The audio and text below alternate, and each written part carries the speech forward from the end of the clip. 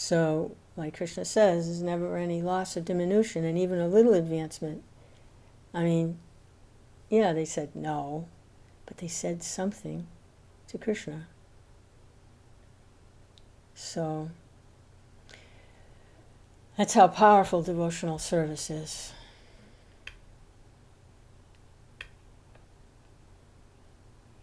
Prabhupada's commentary. In this material world, family life is an institution of sex. Yanmaitunadi griyamedi sukham. Through sex, father and mother beget children. The children get married, go down the same path of sex life. After the death of the father and mother, the children get married and beget their own children. Thus, generation after generation, these things go on in the same way without anyone's attaining liberation from the embarrassment of material life. No one accepts the spiritual process of knowledge and renunciation, which end in bhakti yoga. Actually, human life is meant for jnana and vairagya, knowledge and renunciation. Through these, one can attain the platform of devotional service. Unfortunately, people in this age avoid the association of liberated people, sadhu sangha, and continue in their stereotyped way of family life. Thus, they are embarrassed by the exchange of money and sex. Wow. If there was ever a purport that said it all, this purport says it all. It just says it all. The preaching field is illuminated here. Prabhupada's just shed a huge light on the situation for preaching in this Kali Yuga. Yes. Everything is running around sex life. I mean, all the advertisements too. I mean, if you want to buy toothpaste, it's, a scantily dressed woman smiling with shining teeth. Buy our toothpaste. You want to buy a car, again, the woman sprawling all over the car. Buy our car. It's what sells, because that's what the world is moving around. The material world is moving around sex life. That's how everyone gets here. The material world is father and mother unite and they beget a child. That's how everyone gets here, gets this material body. And this process is continuing generation after generation after generation. And it can go on and on and on. And no one's getting liberation. No one's, which is freedom from identification with the material body. No one accepts the spiritual processes of knowledge and renunciation. They're stepping stones on the way to bhakti yoga. Now, contact with a pure devotee can deliver anyone instantly. That's how powerful pure devotee is. It's just like meeting God, meeting the Lord directly. Because of the power of their pure devotion, the Lord is fully manifest in them. And by meeting them, it's just like meeting the Lord directly. So, pure devotee who's empowered like that by the personal manifestation of the Lord within them, within their heart, fully manifest in them, in their person, they can purify anyone. But the process for people in general is, there's a process. It could, through knowledge and renunciation, and by practicing a certain way and taking instruction from the leaders who are qualified to teach, then one comes to the point where they can engage in devotional service to the Lord. And these are the paths: path of knowledge, path of renunciation, which ends or culminates in bhakti yoga. And from there one can develop their own personal loving mood with the Lord and prepare for entering the spiritual world, where the living entities are not conditioned. They're in full Krishna consciousness, engaged in their loving devotional service to the Lord perpetually. beyond the cycle of birth and death and all the material difficulties. So human life is meant for jnana and vairagya, knowledge and renunciation. Through these, one can attain the platform of devotional service. So, Prabhupada says, in this age, people avoid the association of liberated people, sadhu sangha, and prefer to continue in the stereotyped way of life. And they continue to be embarrassed by the exchange of money and sex, which means all the troubles that go along with it. The wars, the famines, the unsatisfied cravings that lead people to do all kinds of illicit things and get the reactions for their illicit behavior, and so on and so forth. So here, the point is being made that people avoid the association of liberated people, sadhu sangha. That's the key right there, is the association. Because having that association, that can open up the path of jnana and vairagya. That opens up the path, which leads to devotional service. But the movement of Lord Chaitanya, the Hare Krishna movement of Lord Chaitanya, Gaudiya Vaishnava Sampradaya, is making this path of knowledge and renunciation in bhakti yoga easily available by distributing foodstuff offered to the Lord, sanctified foods, by distributing information in the form of literature, by presenting cultural performances, art, music, dance,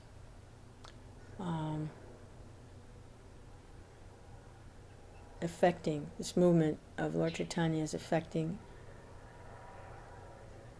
all of human society, and specifically by the chanting of the holy names. So, help is on the way, like in the previous verse, Bhaktivinoda Thakur's song, where he quotes Lord Chaitanya saying, I have come with the medicine. I've come with the medicine. You're suffering, you're rotting in this material consciousness. I've come with the medicine. So it's pretty hard to avoid Hare Krishna. It's getting harder and harder to avoid Hare Krishna. Even though people try to avoid the association of liberated people, especially if out on the street, busy marketplaces, busy thoroughfares, you can see the devotional clothes, they can hear the chanting. It's pretty hard to avoid Krishna. If Lord Chaitanya wants something, it's going to happen. So every town and village, the chanting will take place. This is very glorious. Very glorious.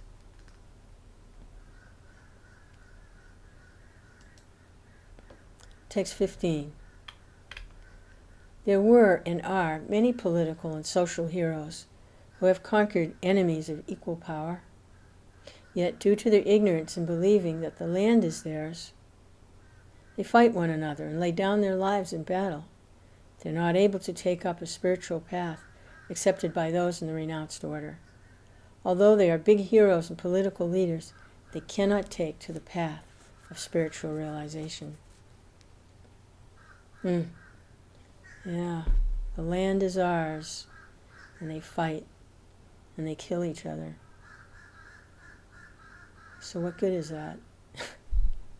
Yeah, the land is ours, now dig a big hole and climb in, and we'll throw your body in and just cover it over. There you go, the land is yours.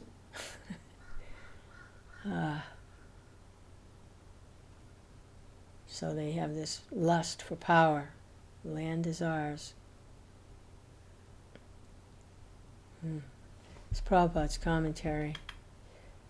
Big political leaders might be able to conquer equally powerful political enemies, but unfortunately they cannot subdue their strong senses the enemies that always accompany them. Not being able to conquer these nearby enemies, they simply try to conquer other enemies, ultimately die in the struggle for existence. That's interesting. Yeah. Always thinking that the enemy is out there. Huh. Yeah. The enemy is out there. It's like, I'm right, everyone else is wrong. Or, yeah, this other person is the cause of my sufferings and my problems. No. It's taking to the spiritual path. We have no enemies. Now, it doesn't mean there might not be, in the course of performing devotional service, there might not be an opportunity to do some fighting. That might have to be done. Why? As a service to Krishna. Arjuna is a prime example of someone who, his service to Krishna, what Krishna wanted, this is what pleased Krishna, was to fight. So it's not that there isn't any fighting. But he wasn't fighting like these so-called great heroes that are being described in this verse are fighting. He wasn't fighting because this land is mine and I have to kill Duryodhana and all the others because they're my enemies. He wasn't thinking like that at all. As a matter of fact, when we see how when he revealed his mind to Krishna, he wanted to just give them the kingdom. He didn't consider them enemies. Why am I fighting like this? These are family members. If they want this, give it to them. I'll just go to the forest. I'll become renounced. Why should I fight for my own sake? And then Krishna explained, yeah, but it's not for your own sake, it's for my sake. So there it is. But these heroes and political leaders that are being described, they're not fighting for Krishna, fighting for their own sake, their own power, their own prestige, and unfortunately they're killed. They're willing to die for that because they have no other goal, no other realization. So they cannot take to the path of spiritual realization. Neither side. At least when Arjuna was fighting at Kurukshetra, his side had Krishna. The other side was inimical, didn't like Krishna. They were favored by Balaram, but they didn't like Krishna. So that was their problem.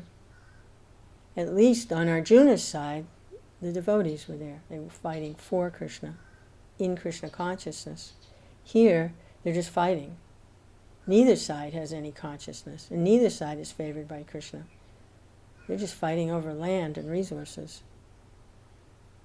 So, Prabhupada says they're not able to conquer their own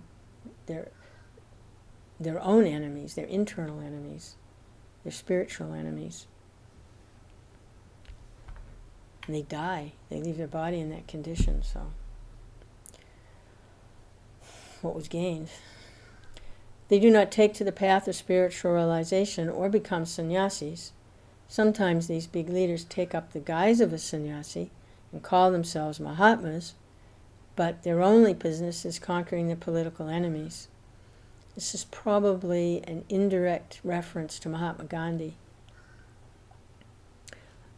Although he took up the path of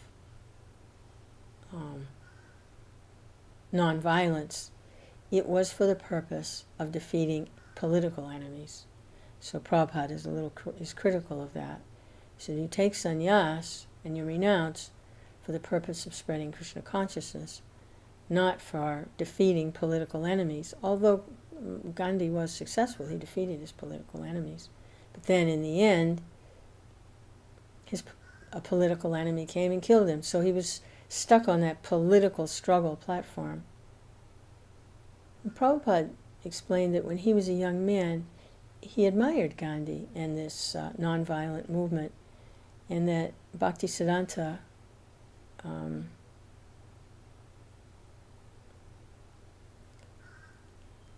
enlightened him to see that it was simply on the political platform, and that even if India became free of the British oppression, which was going on at the time, that was the political problem, that it really wouldn't, it really wasn't significant for spreading love of God.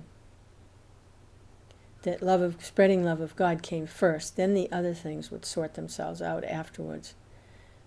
But to try to fix a material problem while still on the material platform, it doesn't go anywhere.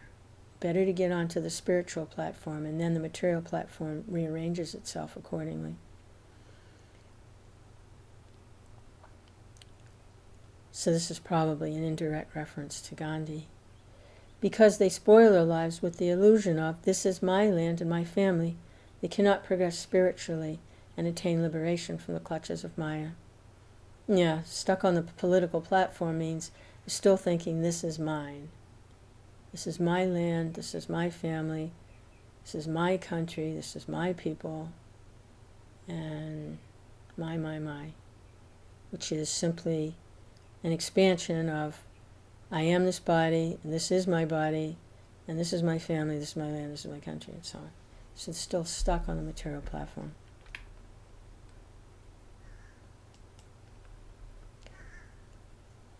So, probably stop there. Hare Krishna.